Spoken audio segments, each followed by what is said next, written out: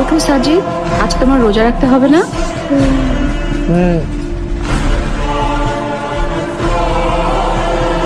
জলদি করো বাবা, সেহরি না করলে সারাদিন রোজা রাখবে কি করে? রোজা? আরে সাজিদ, তোমার সেহরি।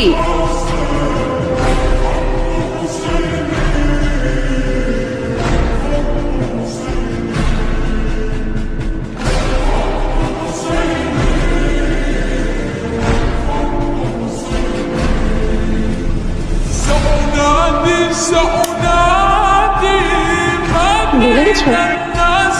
সাজিদ, জলদি করো, সেহরির সময় হয়ে গেছে। এখন সেহরি না করলে সারাদিন রোজা রাখবে কি করে? কাঁদছো কেন? এটাও এনেছি তো। সাজিদ, সেলিম চাচাকে বলো ইফতারের জন্য আমাদের বাসায় আসতে হবে।